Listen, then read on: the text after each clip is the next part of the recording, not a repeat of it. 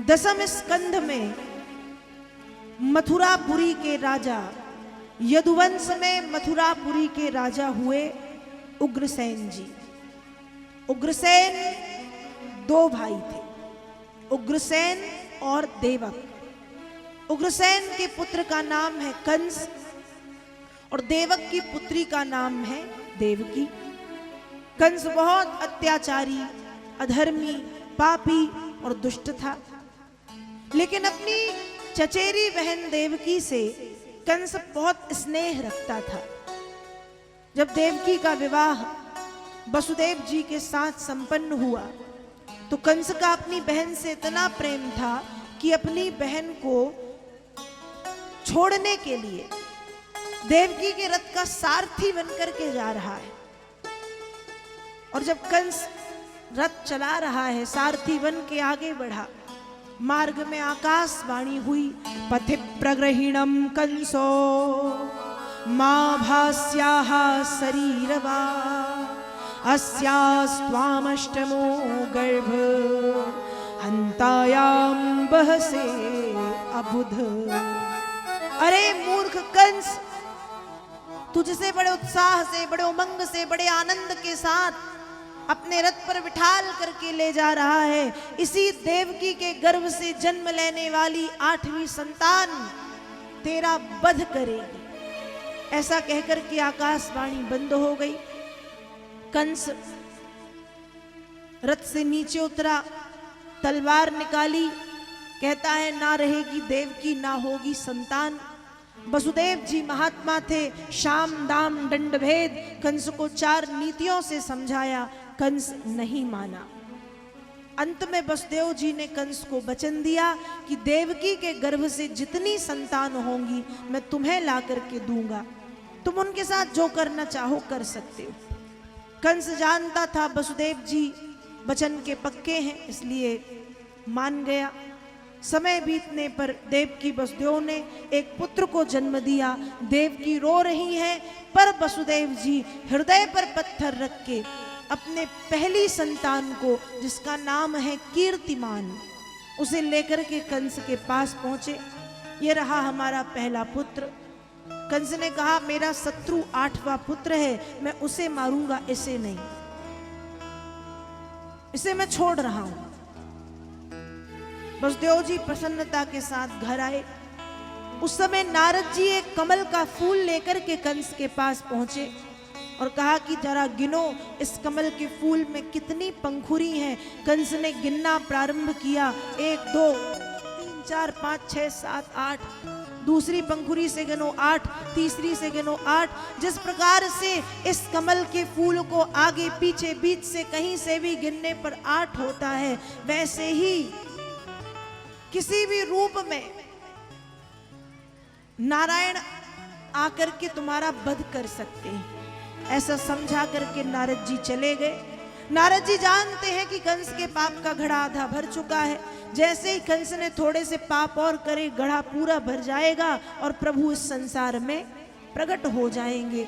इसलिए नारद जी बता करके चले गए।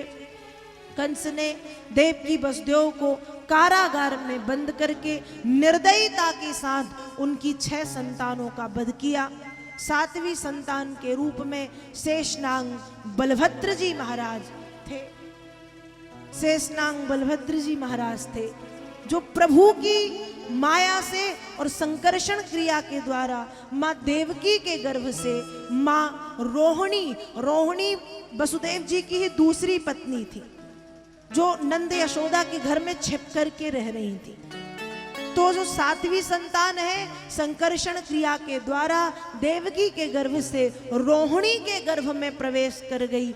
और कुछ समय के बाद जब 8वीं संतान के जन्म का समय आया तो भाद्र मास के कृष्ण पक्ष की अष्टमी तिथि में रात्रि के 12 बजे देवकी और वसुदेव ने कारागार में एक दिव्य प्रकाश देखा और देवकी वसुदेव देखते हैं।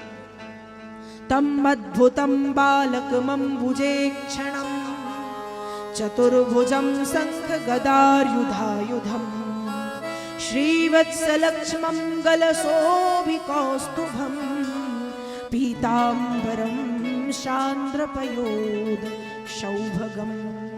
एक अद्भुत बालक को देखा, 5 वर्ष की अवस्था, पीले पीले वस्त्र धारण किए, घुंघरारे घुंघरारे बाल, कानों में कुंडल, गले में बैजंती माला, माथे पे कस्तूरी का तिलक, कमर में करधन, पैरों में पायल। मन चाह रहा है कि दर्शन करते रहें, पर बसदेव जी कहते हैं कि प्रभु छोटे हो जाओ, मुझे डर लग रहा है कि कहीं कंस आके आपको भी हमसे न छीन ले।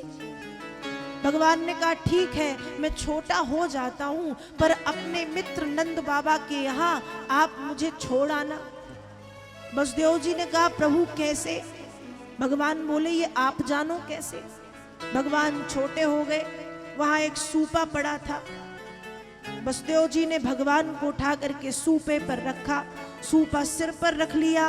भगवान के सिर पर आते ही हाथों की हथकड़ियां, पैरों की बेड़ियां खुल गईं, कारागार के दरवाजे अपने आप खुल गए और बसदेव जी कन्हैया को लेकर के यमुना मैया के किनारे पहुंचे। यमुना जी में बाढ़ आ गई। यमुना कह रही है त्रेता में गंगा पार कर गए, सरयू से पार हुए, पर मैं रह गई। आज जब तक आपके चरणों को धोकर के जल नहीं पीती, जाने नहीं दूंगी। बाढ़ आ गई, यमुना जी वसुदेव जी के हृदय तक आई, मुख तक आ गई। भगवान ने जल्दी से अपने पैर बाहर निकाले, यमुना जी ने पैर धोए, जल पिया। यमुना जी वसुदेव जी के पैरों के नीचे से बहने लगी। यहाँ वसुदेव जी लाला को लेकर के गोकुल में पहुंचे हैं। प्रभु की माया से यहाँ भी सारे लोग सो रहे हैं। यशोदा मैया के बाजू में अपने लाला को लिटाया। मैया यशोदा ने एक कन्या को जन्म दिया था, कन्या को वापस लेकर के कारागार में आए। कन्या के आते ही माया का प्रभाव समाप्त हो गया। कारागार के दरवाजे लग गए, हथकड़ियां लग गईं, दरवाजे सब बंद हो गए, सैनिक जाग गए, दासियां दास जाग गए। कन्या ने जोर जोर से रोना शुरू किया। कंस को खबर पहुंचाई गई कि देवकी ने 8वीं संतान को जन्म दे दिया है। जिस स्थिति में था कंस, दौड़ता भागता हुआ चला आया। कंस को देख करके देवकी खड़ी हो गई और कहती है कि भैया ये तो कन्या है, ये आपको नहीं मारेगी, आप इसे छोड़ दो। कंस कहता है कन्या है तो क्या हुआ, विष्णु छलिया है, किसी भी रूप में मुझे मारने के लिए आ सकता है। कंस ने उस कन्या को छीन करके पत्थर पर फेंका, पर वह कन्या पत्थर पर नहीं गिरी, आकाश में उड़ गई, सिंह पर सवार हुई, अष्टभुजा फैलाए और अष्टभुजा फैला करके कहा अरे मूर्ख कंस, तुझे मारने वाला हो चुका है। आकाश मार्ग में बाजे बजने लगे, दुंदुबियां बजने लगी, देवता पुष्प वृष्टि करने लगे, शंख घंटी नगाड़े बजने लगे। भगवान का जन्मोत्सव आकाश मार्ग में मनाया जा रहा है। बोलिए बाल कृष्ण भगवान की। सभी लोगों ने मिलकर के भगवान की स्तुति गाई है।